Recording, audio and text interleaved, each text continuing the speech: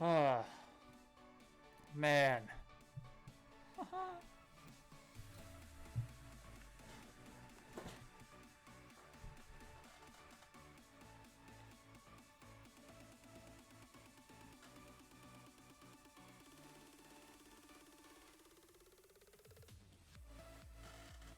What is up, everybody? Yeah, we're back again for another one. It's going to be exciting. We're going to talk about the practice and the qualifying that we had. I would have done it a little bit earlier, but had other things to do, so we'll get this done. And if you cannot watch it right now, we're live on Twitch. Well, hello from the YouTube space as well. If you like what you're hearing here, you can hit that subscribe button on YouTube. Always helps us out a lot. And of course, it's going to be fantastic content as we'll get ready for next week as well. And I'll try and be a little bit more on the ball next week due to the fact that they have already raced there before at the Hungaroring, or Magyar and Nagydic to be exact. And so that will be exciting for next week too. But this week they're at, and I learned this, I was pronouncing it wrong. I was saying Le Castellet. That's wrong. It's Le Castellet. So at Le Castellet, basically we're just breaking down what happened at Le Castellet, where practice was already pretty crazy, and then we learned a lot more during qualifying. And well, there were some interesting things that we will have to take care of when we do talk about qualifying, and this is going to be very, very exciting. So we turn it down just a little bit more. So without further ado, let's get into it. Of course, all four. We'll have this out right before the race starting pretty early on. Okay.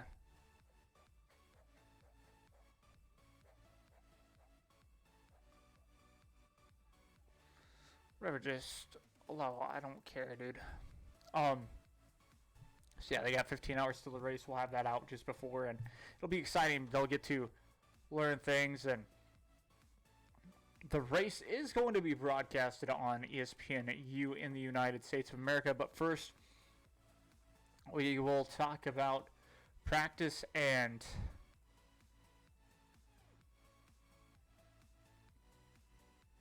how that was. Yeah, practice was pretty interesting here. I did kind of expect this, but we're going to be talking about their practice. So I did take a picture of where everybody ended up finishing in practice. It was pretty interesting, to say the least, because really coming across the start-finish straight, with everybody finishing in practice, the last thing that I could get, to be exact, Bajtska was on top of the timing charts in practice, which, in my eyes, was not too big of a just wasn't too big of a shock. And the reason why it wasn't too big of a shock is because of how much experience Bajtska has had at this racetrack in general, from racing in other Formula racing cars, open wheel cars, to being in a cockpit racing car, the beautiful LMP2 race car to be exact. And that was a big step forward in Bajtska's career in my eyes, because she got to learn a lot more of these tracks, got to have a helpful teammate, Sophia Flores, who had already been there about a year in those LMP2 race cars, so she could give Visser basically tips around racetracks like that. And Paul Ricard, that's a big testing track, which, fun fact about this racetrack, 167 different layouts that it could be. 167, because the track is just there. But of course, we all know testing is a big thing. Simulator work is a big thing. Looking at maps, looking at all of that before you actually get to the racetrack, that's a big thing for drivers that have not been there before. Of course, all eyes were going to be on Jamie Chadwick for that practice session, and Jamie Chadwick was actually able to do a very good job at the start. She was behind on pace. This was her first inaugural time, if I'm not mistaken, being there. I think we actually read something along the lines that it was not. But my point is,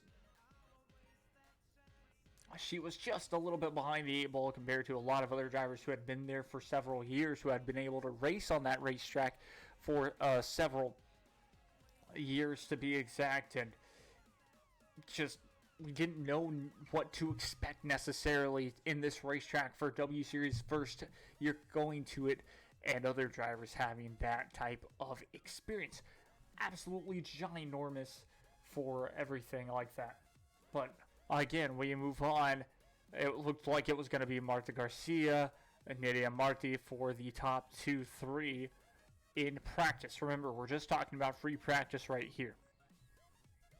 Chadwick had crossed the start-finish straight with that checkered flag up, and she was P4 in that free practice session, so a little bit behind. Remember, these drivers, they are the first cars out on the racetrack for the weekend, at least for the French Grand Prix weekend at Le Castellet. So the track Le Castellet is going to be a green track, meaning no rubber on there, and they're going to have the most dust. So slower times, a slicker track, and of course, what is the main goal of practice? To be able to not only learn the racetrack, but to see how far can you push it without the race directors getting upset at you, without the stewards getting upset at you for going a little bit too far and having to get that black and white flag basically saying, hey, guess what? Your lap time is going to be deleted for this time. We just want to give you that heads up of saying, hey, you can't go this far out on the racetrack. So it's very cool. The biggest thing is it will be a hotter race than they were expecting, or not necessarily that they were expecting, but with the temperatures being for them a hot racetrack, unlike 2 weeks ago, 2 to 3 weeks ago when they were at Silverstone. It was a lot cooler temperatures, overcast racetrack, things of that nature with a little bit of rain in between. So these drivers did not have, they had beautiful weather around 60 degrees Fahrenheit. So a nice crisp, or 15, 20 degrees Celsius, something around that line. It was just very nice temperatures is what I'm trying to say. So it was a good job for them. And even Naomi Schiff and Isla Agron were being able to really, in practice, give the fans what they needed to hear. Saying how, like Naomi Schiff asked Isla Agron a couple of times, how do you cope with a track temp and just weather being hot inside the race car? And Isla kind of answered like this, saying, well, it drains you much quicker than if you were to have cooler weather. So that was a big thing for them, is how can you conserve that energy and still be able to attack at full potential with that? And you know, that was a question in my eyes coming into this race too, is how is that going to affect these drivers with hotter temperatures? Because again, I brought up a good analogy, kind of, was with the Coca-Cola 600, or the World 600 to be exact, at Charlotte Motor Speedway, the weekend of Memorial Day weekend in the United States, with the 3 biggest races that weekend of the Monaco Grand Prix, Indy 500, and then that race. And that race, 600 miles, like I said, you start off in the, not the heat of the day, but still pretty much summertime, so 90 degrees Fahrenheit would be around the temperature when they'd go racing, and then it would only get down to about 70 degrees. Point is, it's going to be very hot. So how are those drivers able to stay hydrated and be able to run their fullest potential out there? That's a big question mark coming in. It seemed like a lot of those drivers were able to do just that and be as aggressive as possible. Because we kind of look back at the times, and times were pretty close. We'll get more into the times when it goes to qualifying there. I don't have the times here, but I do have the biggest thing, which is, you know, the top 18 drivers where everybody finished in practice. And first was Visser, like we said. Marta Garcia was second. Nydia Marti was third. Chadwick was fourth. Belen Garcia was 5th with Abby Pulling in 6th. Alice Powell 7th with Fabian Volvin in 8th. Caroline in 9th with Abby Eaton 10th, and Moore in 11th. Hawkins 12th. Thomas Zelli 13th. Juju Noda 14th. DeHues was 15th. Babakova 16th, and Bustamante 17th with Chloe Chambers 18th. And of course, a lot of those drivers, especially on the bottom, had never been there before. This was their first times actually being able to race that racetrack in person. So again, a lot of those drivers that did fall behind, that was their first time going over there. And the rookies, the best out of the rookies to be exact, with the first time, none other than Abby Pulling. Because, yes, technically this is Abby Pulling's first full year racing in the W Series, as she was able to make her debut last season in Silverstone. We all remember that opening race for her, and then her being able to race a couple more races after that, and being back in Circuit of the Americas and being able to run more races too after that, due to her losing her funding for Formula 4 British, for the British Formula 4 season. Very upsetting there, but I think it's turned into what could be potentially absolutely just groundbreaking for this driver, being able to kind of skip ahead because of the W Series. So that's absolutely phenomenal that this driver, like Abby Pulling, that these drivers, even how young Juju Noda is, she'll be able to learn this race car, be back the next season, and have a chance to really fight for a top 10, fight for kind of a championship, and put herself in a seat maybe in Formula Regional at least, and in the best case scenario, have herself a Formula 3 drive when she's about 18, 19 years of age, and all of a sudden it's going to be perfect for Juju Noda. So a lot of these drivers, being able to run these races is very good. Kind of got off track because we're talking about Le Castellet, France here, but like I said, broke down the top 18 there in free practice, and that was a huge step up for all those drivers. And we kind of saw that top 3,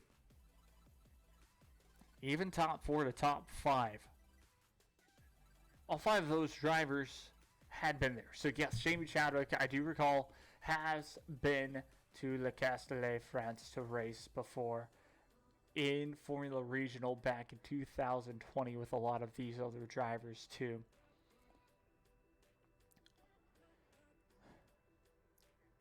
So just something, to look out for there. Now we jump into qualifying, a very close qualifying indeed for everybody, as Visser was able to take pole in the end, but how did she get there? We'll find out together now. I did watch the qualifying, but I want to just see what W Series had to say about this. Does not say who wrote the article, but we move on anyway. So a lot of drivers, real quick, did get interviewed after their initial qualifying session. The results were still technically unofficial. They had not been reviewed by the FIA, or as we were, as they were doing that, that's what the FIA were doing. The stewards were reviewing to see, well, did Jamie Chadwick or did anybody abuse the track limits that we did not notice, and do we have to go back and see if this was still worth investigating, and are we going to penalize any of these drivers? So we go back into it. Beitskevitzer secured the first pole position of her W Series career at the 5th race of the 2022 season at Circuit Paul Ricard. Jamie Chadwick had edged out the 2019 runner-up by just 1/100th of a second with 90 seconds of qualifying remaining, but the reigning double champion was given a 2-place grid penalty after the session for crossing the white line at the pit lane exit in the closing stages. And that was the lap, if I'm not mistaken, that got her pole. That deprived Jamie of a 4th consecutive pole and promoted Beitskevitzer, whose sole WSeries victory came in the second race of the inaugural 2019 season at Circuit Zolder, Belgium. And Nydia Marti, Jamie will now start. And Nydia Marti, Jamie will now start Saturday's race in the support of the France Grand Prix de France, from third on the grid as she chases her 7th straight WSeries victory, a run of success dating back to the 23rd of October 2021 in Austin, Texas, USA. Her four wins from four. Her 4 wins from 4 so far this term have seen her build a commanding 47-point lead over the nearest challenger, Abby Pulling, who was 12th in qualifying in southeastern France. Yes, I kind of mentioned Bikeskivisser before, or not Bikeskivisser, but Abby Pulling, as Abby Pulling was just talked about here, saying, yeah, she did have a very difficult qualifying session, but we kind of noticed this in practice. I will say, with Pulling, being able to finish in 6th, we did see that she did have a faster lap in qualifying, but it got deleted for track limits. And this is kind of something that we saw Abby Pulling struggle with even in Silverstone. Even with Silverstone, she struggled with getting that lap. And one of the quotes that she did say from that was getting those track limits, or getting those times deleted due to track limits, kind of lowered her confidence, made it more difficult for her to build confidence and say, hey, I can go faster here because that's allowed, stuff like this. And all of a sudden it's like, oh shoot, I'm running out of time, and that felt like a phenomenal lap, and I've just been told that it's out the window because I exceeded track limits. Shoot, I gotta find a different way to gain time and still be within that track limit. So then it just becomes, your mind does wonder a little bit and think, and so it just becomes tougher. And I could say a little bit of it because, well, I've just in sim racing, it's kind of, it feels, I can kind of relate there. That's what I'm trying to say.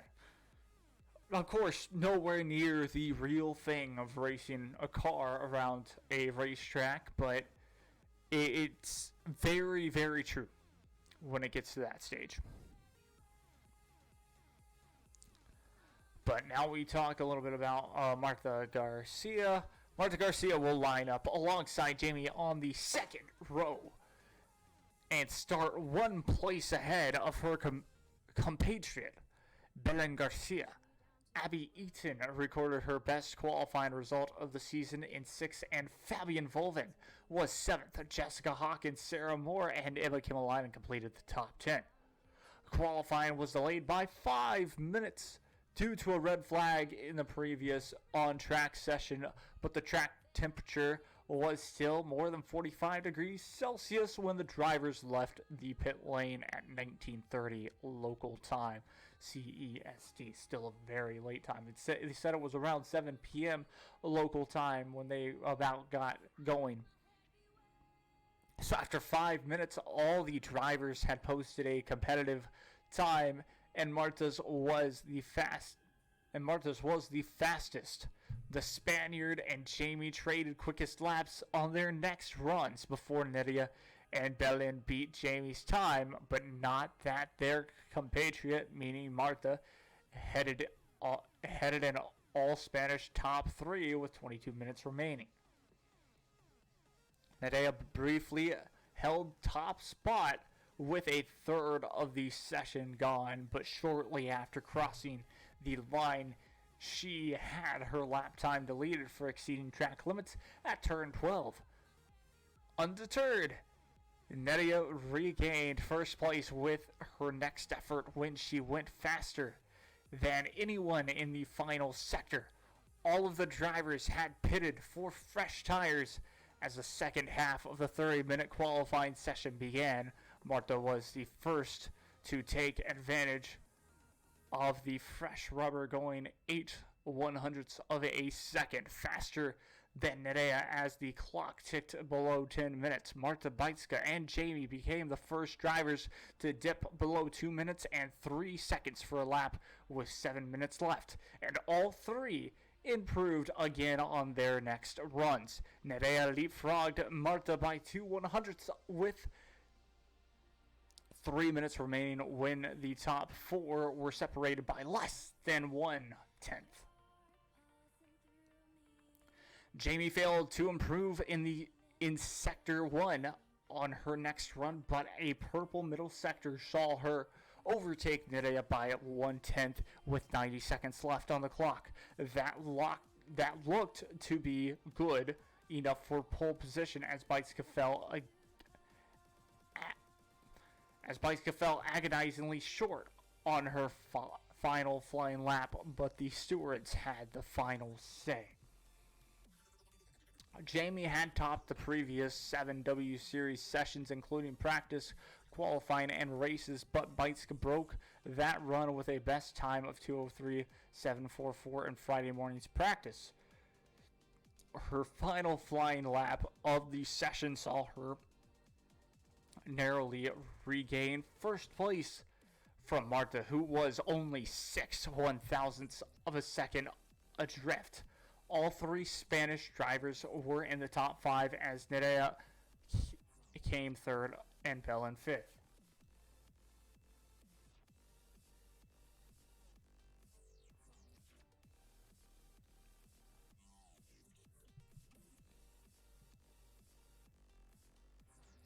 Jamie split the Quant Fury teammates in 4th place, and the top 5 were the only drivers to post times within half a second of Beitska's benchmark.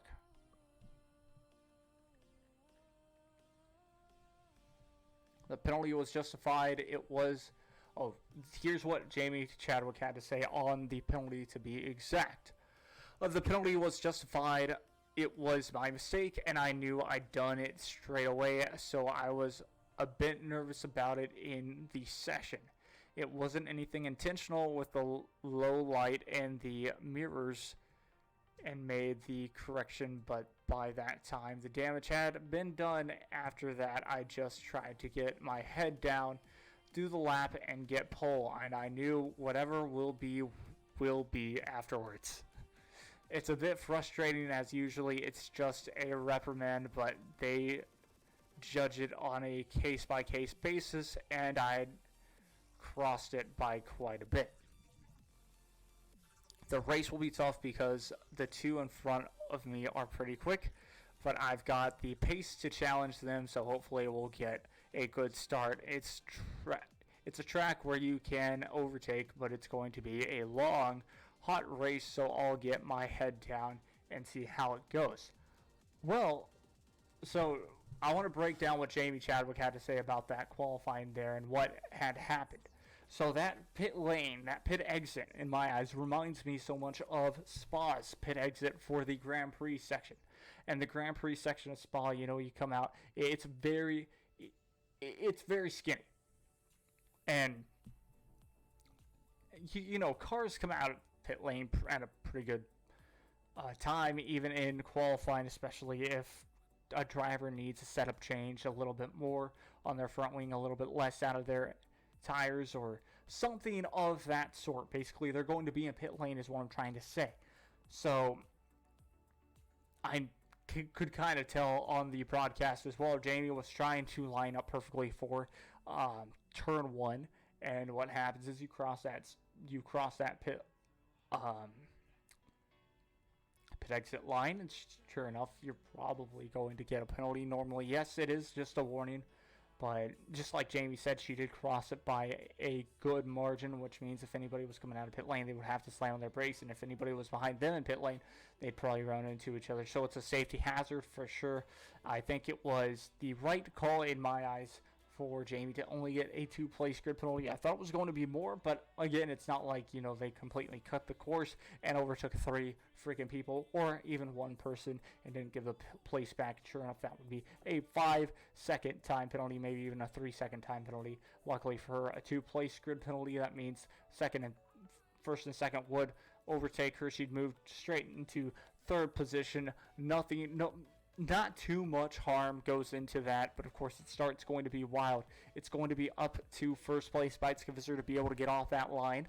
And, well, as we say our name, perfect segue into what did Bikeskevisser have to say after her qualifying and after, well, kind of the second time she had to get interviewed. First interviews are up on WSeries Twitter, but second one, Bikeskevisser had to say, I'm delighted to get pole position now, but it was a bit of a double feeling at the time. Yes, I'm back up there, but it was only 100th to Jamie Chadwick.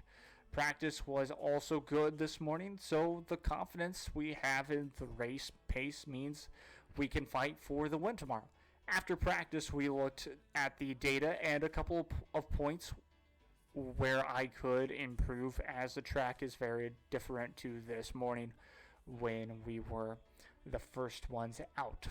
For qualifying, the track was fully rubbered in and temperature was higher, so it changes the balance and you have to adapt your driving a little bit. The race is going to be hotter, so that will be tricky, but I'm starting from the best place.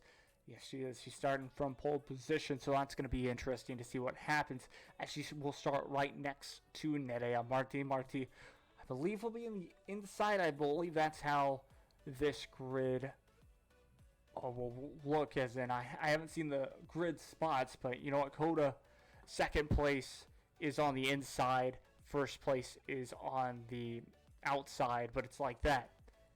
So technically the inside has the advantage because they're closer to the apex, the inside apex of turn number 1 at Circuit of the Americas. So if it is that way, the second place will have the advantage again with being on the inside. I really would prefer to be on the inside if that's the way it is. But if Le Castellet and Paul Ricard racetrack was smart, they'd put the grid slot number 1 on the inside and number 2 on the outside, and therefore it would be like that, inside, outside for every driver. But what did she have to say? I'm happy with my lap, but to be honest, I wanted more. When we put new tires on, I was confident with the feeling of the car and everything was okay. But it was 3rd place by only 1/10. I'm happy to be starting on the front row now, and I think I'll have good pace for the race tomorrow. For full WSeries results, sessions, timings, all that, you can click on this, which I'm reading the article to be exact. So we're going to click on it, see if all the results come up, and I think they did. So we can look at the times, and this is kind of where I wanted to get after. Like we talked about the first couple of drivers, it's very close in general. The last person not to be in the 203s. This might be a practice, actually, that we're looking at. No, we're looking at qualifying.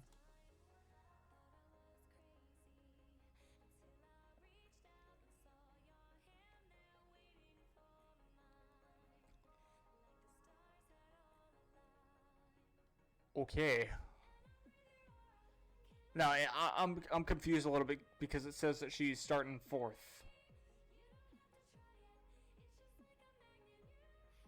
Even though they just announced that she's starting 3rd. So that might be a mistake there. I'm not entirely sure. But it is Bites Kvisser on pole, 203.744, 203.750 for Marta Garcia, and a 203.923 for Nerea Marti. Jamie Chadwick, fourth place apparently with a 204.067. That's their time that they're going to give her. 204.278. Abby Pulling, this is practice times. This has to be practice times. Let's see what it says in practice then. There we go. Okay, so this is all correct now. So practice, and they have the practice times on their website and the qualifying times reversed, and I clicked on qualifying and I was like, that's the practice times. So they have that mislabeled. But either way, Jamie Chadwick, yeah, pole position, not really, as she gets a 2-place grid penalty down to third.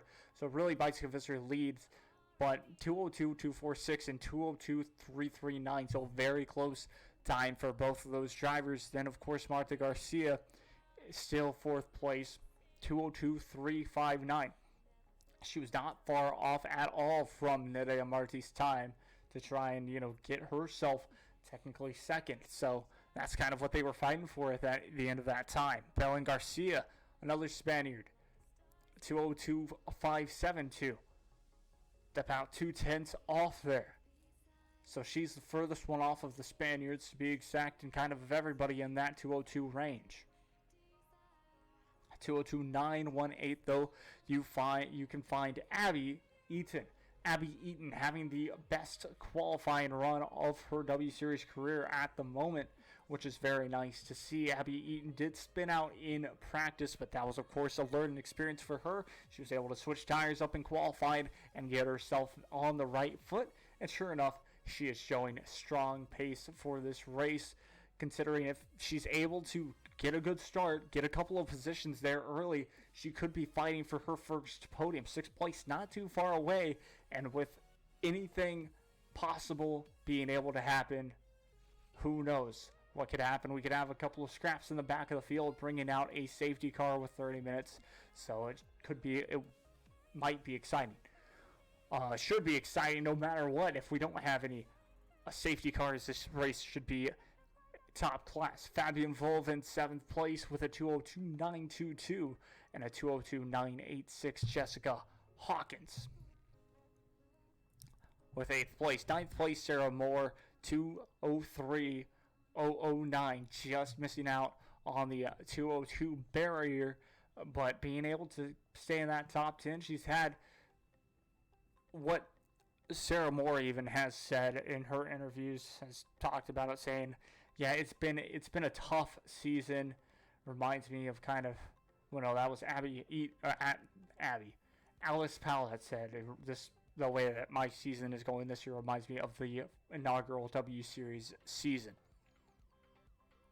But this season, Sarah Moore it's been tougher for her than she would probably like, but she was able to get her first maiden podium this season as well too, so that's a plus for her.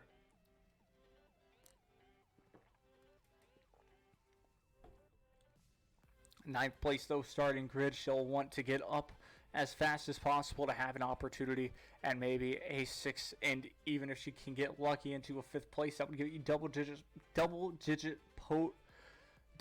points, not the podium there. Double digit points for 10 points basically if you were to get 5th place. So that's what a lot of these lower tier drivers are going to be trying to fight for, especially just getting points. The likes of Emma Kimalainen not having her best qualifying run out there, but 203.018. It's going to be exciting. I'm very curious to see what Emma Kimalainen will have to say, even in her interviews and things like that. And they have this thing called the Diary Room, sponsored by Puma, and it's just very cool to see kind of the raw reactions of the drivers, just in general. It's fun to see, in a cool down room, especially when they're able to zoom in on that, just hearing what all those drivers have to say about how their race was, how the car was, what it was feeling like, and things like that, just for a split second. So it's really fun to hear what the drivers have to say after the race. But moving down the order, it's going to be Alice Powell, Abby Pulling, 203.139 and a 203.345. So a little bit A lot of work for Abby Poy and a lot of work for Alice Powell. Both of those drivers wanting to be further up the grid than where they are at. And the reason being, especially for Abby Poy, she's fighting in this championship second place, 47 points down. It's a big, tall, it's a huge task to be exact for her to try to climb back up. This is only one race, like we talked about. There's no doubleheader this weekend. So that's going to be a key thing for all those drivers that are lower, that are expected to be up higher, to focus up on and say, it's gonna be tough. It's gonna be a tough one for us to pass a lot of these drivers that are up front. But again, a lot of those drivers have driven this track before. But moving down the order, Bruna Tomaselli out of Brazil, 2:03.475 for her time. 14th position will be 2:03.671. That would be Juju Noda. Teresa Babakova, 2:03.828, and a 2:04.016 is Emily De Hughes. Chloe Chambers for 17th with a 2:04.027, and 2:05.659 is Bianca Bustamante. And that is your field here. It's going to be interesting to see what happens in this race and what is to expect with Jamie Chadwick starting in third place on the grid, not being able to get pole position, not even being able to top either of the sessions technically now with that penalty. Well, she did top it, so I take that back. I believe when you do get pole position, even though you do have a grid penalty, you get to keep that pole position trophy per se, if I'm not mistaken. So yeah, she did top qualifying technically, but 2-place grid penalty will send her back into third, and that's going to be the biggest thing. How aggressive does she go off the start, and what does she do? Does she just do damage limitation if she can't be able to pass Nedia Marti or Beitska Visser? And not to mention that she'll have to defend from third place off the start just in case. And that would be to Marta Garcia. Marta Garcia, fierce competitor, has had some success this season already and wants more of that success and wants to kind of still avenge her Miami Grand Prix. That's where she kind of goes back to a lot in her interviews, that Miami Grand Prix race where she felt like she did not deserve that penalty that knocked her off the podium, that helped benefit a couple of other drivers ahead of her. I know she talked a lot about that in the in their green room, the diary room as they call it. But that's a driver that's looking very fierce and very competitive in this weekend, I should say. So again, it's going to be interesting to see what happens here off the start. Well, I'm going to make my predictions now. It's a little bit of a shorter episode, but at that same time, there's still at the same time, there's so much to talk about. We can really compress it into a perfectly, just a perfect, timer. Either way, time for me to make my prediction. I still think that there's going to be a safety car kind of early on. I think a lot of these drivers, not necessarily if they're going to miss turn one, but I think that we're going to have some contact even on these hot temperatures on the racetrack. The hot temperatures on the racetrack, to be exact here. I'll actually search up what the temperatures are going to be in both Fahrenheit and Celsius. So, Le Castellet.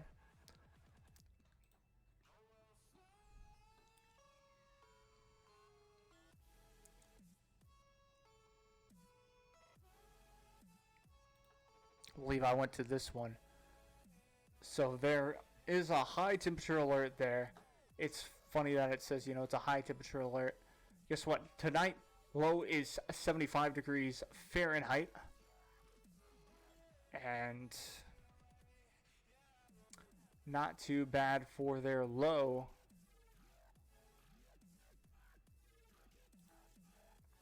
but their daily temperatures, what do they have to say? 83 degrees for a high, 83 degrees Fahrenheit for a high on Saturday, 70 degrees Fahrenheit for a low for that Saturday, and the Sunday 83 degrees as well Fahrenheit for that Sunday with a low of 68 degrees Fahrenheit. Again, I'm sorry, that is gorgeous temperatures. That is beautiful temperatures. That track, it's not that hot, guys. Or it's not that hot, racers. It is not. I'm sure, it's going to be hotter in the race car, sure. But 83, at least for, 83 for the high of the day. No. I don't agree with them saying it's that hot. I'm sorry. I don't agree with them saying it's going to be a hotter race. It probably is compared to the weather that they've had today, but come on. Come on.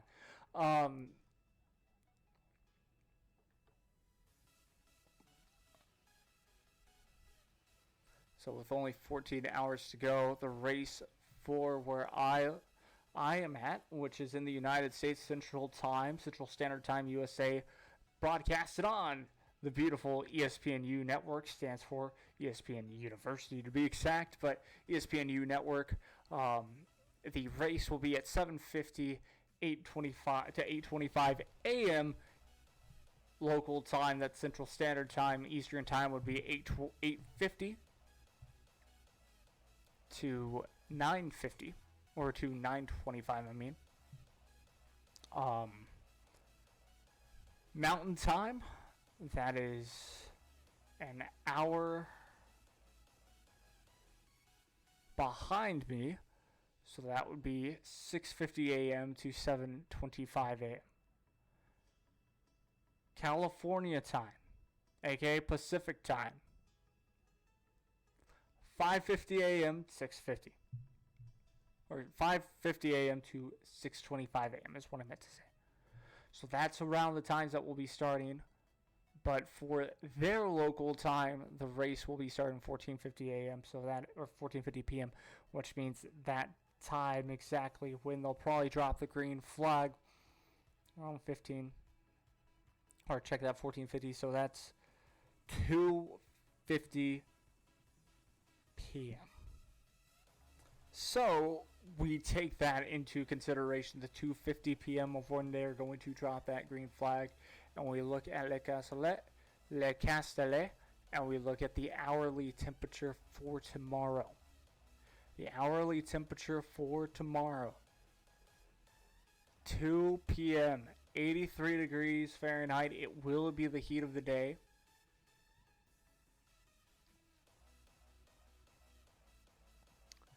The height of the day, the heat of the day, it should be 83 degrees Fahrenheit. It will feel like 88 degrees Fahrenheit. Forgot to look at that. So yes, a little toasty for sure. Not a favorable condition in general for race cars. So now I kind of take back what I said, but for sure it could be a lot worse. You could be 90 to 100 degrees Fahrenheit. It could be 90 to 100 degrees Fahrenheit during the day. And, well, it could be, the track could feel like 120 degrees, or it could feel like, 116 with the heat index. So always remember that this is a little bit cooler than actually what they think about it. But still around 83 degrees Fahrenheit, feeling like 88 degrees Fahrenheit. And the car will not be pleasant, as in probably will be 10 to 20 more degrees inside that cockpit, even though it is open. So, yeah, it's gonna be a hot one. To get back to what we said, we are looking at what will be the prediction. I too plan on seeing maybe a safety car. That is my prediction, one safety car. And we are going to go with a pretty crazy grid. Honestly, I think Marta Garcia will come from fourth on back to win her maiden race. And it is going to be Visser second. Marty third. Chadwick will be off the podium, not only not winning, but off the podium for the first time. That is your top four. So then, I believe I haven't said Bellin, so Bellin fifth. And then Eaton will fall back a couple of spots. Volvind will get 7th, 6th place. Hawkins is going to come up and finish in 6th. Alspal and Abby Pullen will get 8th and 9th. Sarah Moore just dropping back one spot to 10th. Emma Kimmeline in 11th. And Bruno Tomaselli 12th with Juju Noda 13th. Babakova will get passed by De Hughes. So it will be 15th for De Hughes and Babakova 16th. 17th, though, will be Chloe Chambers with Bianca Bustamante rounding out your field. That is my prediction for the race tomorrow. One safety car with, like I said, everybody there. The podium is going to be crazy, and I am looking forward to this race.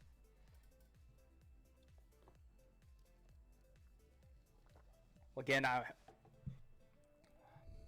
if you're watching live, well, thank you so very much for watching. I do this I try to do this every single week, that there will be a W Series race at least together with this. And then, not to mention that, but for YouTube, thank you all so very much for watching. Y'all are awesome. If you do like what you are listening to or see, or if you want to comment on this, feel free to do so. And leaving comments, and maybe, of course, or probably I will check on those. And I do these live, like I said. Thank you all so very much for watching. I will see you all next week. Thank you so very much. It's been a fun one to break down. I'll be back on probably Monday to break down the whole rest of the weekend, what happened in the race. I'll remind you all of where everybody qualified, and then we'll head into, talking about the race, and that will be your W Series breakdown for Monday in France. But thank you all so very much for watching and listening to this one. See you all next time. Adios.